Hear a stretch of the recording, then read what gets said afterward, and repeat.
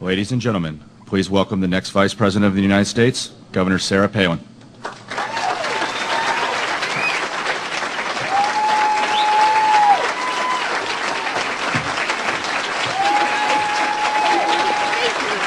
Governor Palin only wants 69% of her stimulus package.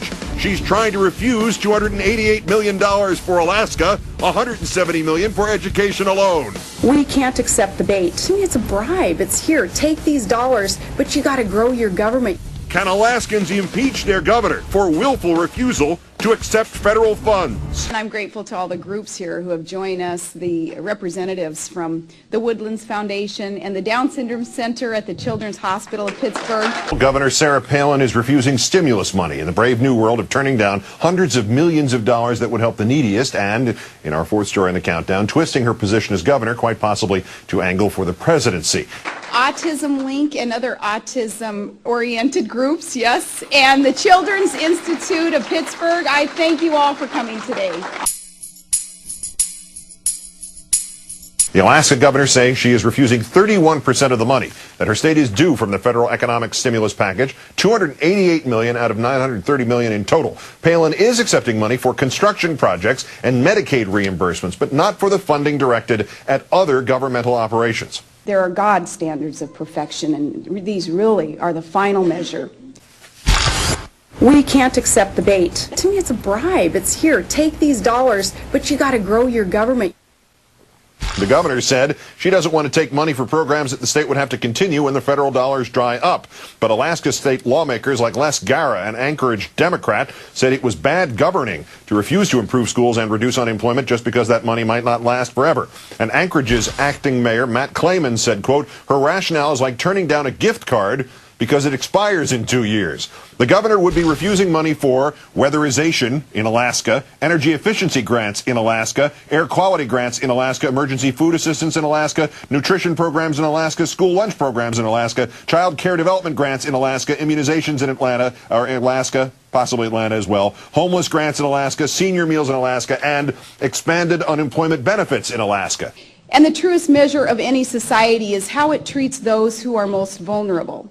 But the largest chunk of money that Palin is refusing is $170 million for education, including money for the economically disadvantaged and students with special needs. For Todd and for me, he is only more precious because he is vulnerable. And the truest measure of any society is how it treats those who are most vulnerable. You will recall that the governor, who has a baby with Down syndrome, proclaimed during her vice presidential acceptance speech that if she was elected, parents who have children with special needs would, quote, have a friend and advocate in the White House. And of course, many families, other families, thousands and thousands of us across this country, many know what I'm talking about. You're in the same boat. On that note, let's call in the Washington editor of The Nation magazine, Chris Hayes. Good evening, Chris.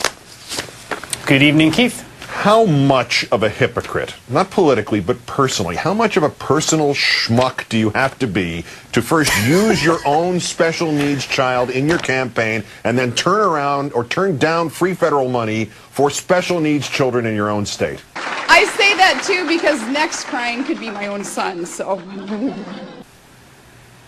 Well, you know, to be honest, I think it's a broader problem than Sarah Palin. I think there's actually a very deep tendency among conservatives to view government programs and government services as only counting when they happen to other people. So all the government services that one takes advantage of, whether it's the deduction on interest on one's mortgage, on the income taxes, or if it's a special education benefits for special needs children, somehow those don't count when they're actually acting in your own personal life. But as soon as someone out there gets a food stamp or a check or the government does something for someone else, suddenly that's an outrage, and that's the foot of big government. I think that hypocrisy is much more common than just Sarah Palin, actually. Yeah, and perhaps she's just saying, to rephrase what you just said, she was intending to be an advocate for her special needs child, and to the rest of them, they can go to hell. Since she's already taking criticism for this within the state, what is the upside for her, unless she is indeed trying to carve out her opposition to President Obama now and perhaps in 2012? And the truest measure of any society is how it treats those who are most vulnerable.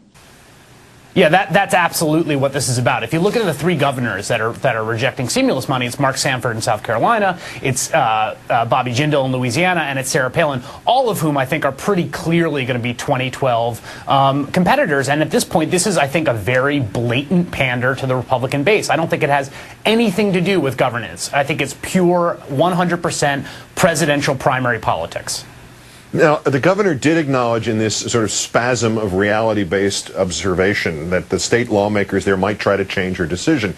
Could they try to change her decision in another way other than voting it and then sorting it all out? I mean, is this not a form of willful malfeasance by an elected officer? I mean, you know, they impeach governors, don't they? What I've been able to do, again, to assist our families, children with special needs, is secure additional funding, secure more assistance for our students with special needs. Well, they do. They recall them sometimes, too, as we've seen. I have no idea what the state constitutional provisions are for recall or impeachment in Alaska, but I do think that she's going to take a serious political hit, and I actually think this is a very high-stakes gamble by all three governors. I mean, in some ways, it's having their cake and eating it, too. You know, they get to be both the sort of virtuous, upstanding reactionary who sticks it to the White House and the big government liberals, and they also get to dole out the services and the construction projects and all the things that make you a very popular local politician. But I do think that if the economy does turn around, if the Democrats and the Obama administration are having seen as being instrumental in that turnaround, retroactively this decision then looks really terrible. And that presidential thing, just without knowing the future, why does she assume it's a net plus? I mean, you rile up your decreasing base, but clearly you're going to alienate the growing middle as long as this does not end up in a depression.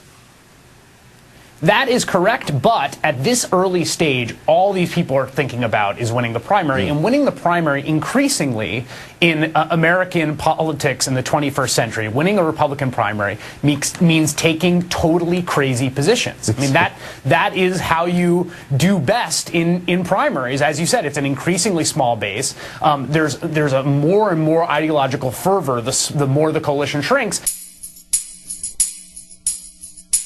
And so that's who they're catering to. So when it becomes easier to get the nomination for a third party, when you don't have to pretend that you're nuts, that's when the Republicans slide to third place, I suppose. Chris Hayes of The Nation. Thank you, Chris. Have a good weekend. You too, Keith. And the experience of those millions of Americans point the way to better policy in the care of children with special needs.